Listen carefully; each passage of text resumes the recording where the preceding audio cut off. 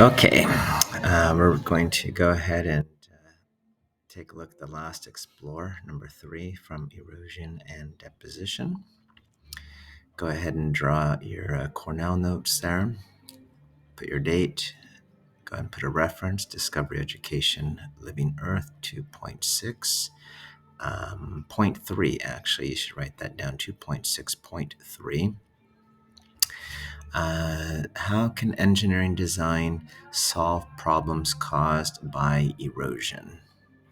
Go ahead and write that down, write that essential question, and then hit pause and tell me what you know or what you think, okay?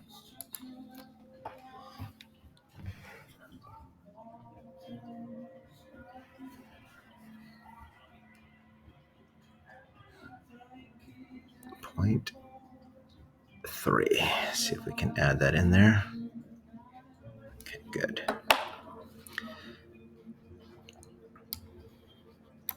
All right, well, hopefully you had a moment to do that.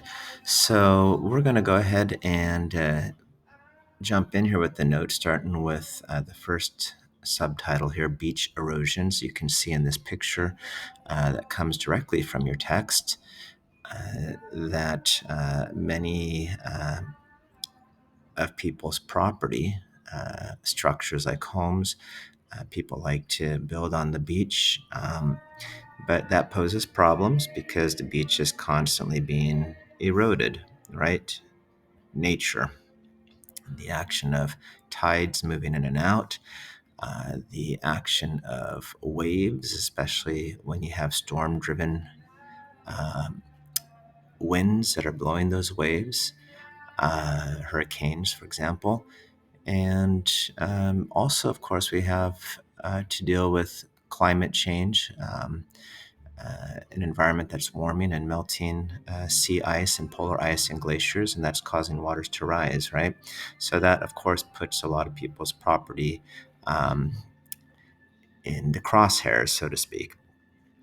Of course, as you read your text, and probably common sense as well, maybe humans should not be in the business necessarily of building right on the coast because of these dangers. So, letter A, the coastlines are eroding continually, right? We talked about that. Human causes also can contribute to this erosion. When we build these homes, when we build roads, we tend to weaken the structures, those natural structures that are there. We weaken the bluffs, make them so they're not so strong. We eliminate dunes, we eliminate estuaries, and this can result in a more fragile, more vulnerable coastline. Okay, so and not only are there natural causes to erosion, but there can be what we call anthropogenic, human caused issues as well. So your text jumps right into how we can protect against these. Remember, we've already talked about in Explore 1 and Explore 2 what erosion is. Now we're taking a look at humans and their interaction with the environment around them. So your text explores 4 different types of strategies, protective strategies. Some of these are engineered strategies. The first one is shoreline hardening. You can see we're pulling that right from your text there, shoreline hardening. This involves things such as seawalls. If you ever walked along the ocean, you may have seen these, right? And they seem like natural, common sense sort of structures. They are hard structures. They are designed to protect the infrastructure, people's properties, commercial properties, since a lot of times cities are built along the coastlines. The cons are they are hard, right? So that means that water energy tends to be reflected off of them, and that energy has to go somewhere so it can travel down further um, down the coast. And that can cause problems for more vulnerable areas, areas that are not as protected. So here you can see on the left-hand side, we have some pictures there of seawalls. These are examples of shoreline hardening. You can Google this if you want to take a look at some other examples. We're taking a look at this top picture right here. Okay. The second thing your text looked at was, let's just go and make sure we got all the notes in there because you need to make sure you get all those notes. The second one that your text talks about is called sand retention structures. These are such things as sea groins.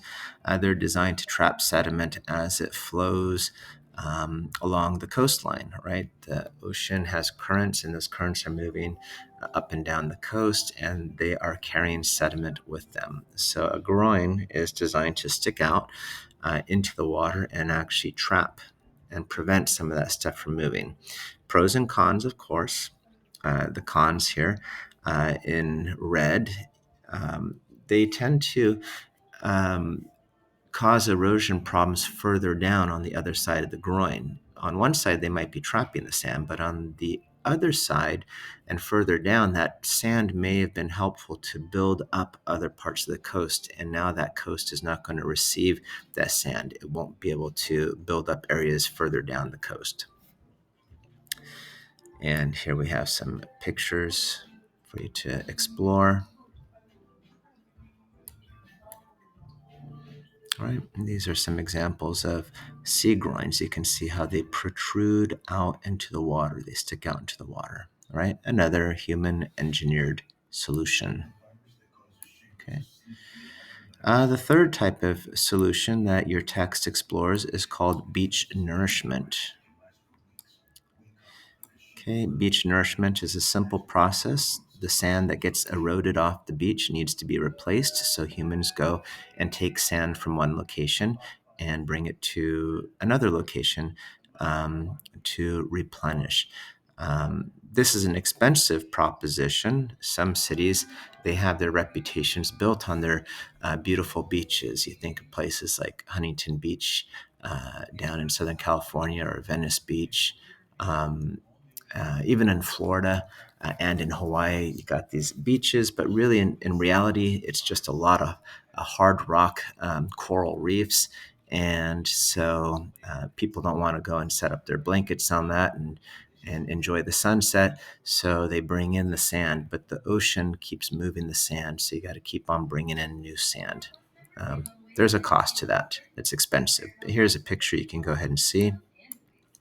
You can see where they got tractors, they've brought in the sand, and then they're going to use bulldozers to go ahead and spread it around, rake it nice and neat so it looks nice and pretty. Okay. Fourth solution that your text looks at is called soft stabilization. This is going to be using vegetative matter, think plants especially. Remember that plants, they have roots, so those roots can hold down shorelines, right? And you can see some examples of pictures right in there. Oops, didn't want to do that, did I? Let's see if I can not mess things up there. There you go. So this seems like a good wholesome sort of solution. It's going to create habitat for other organisms, right? They're going to make homes out of that. And certainly those roots will help stabilize the shoreline. This is not going to be a great solution for every location. So you have to think carefully about where you do this. In areas where you're really exposed to strong wave action, you could see all this stuff just disappear in one strong storm. Very similar to beach nourishment, where one strong storm could just wipe out all that sand and you have to replace it again. That could happen as well with soft stabilization. And so this may also become an expensive proposition because it might not be permanent in all locations.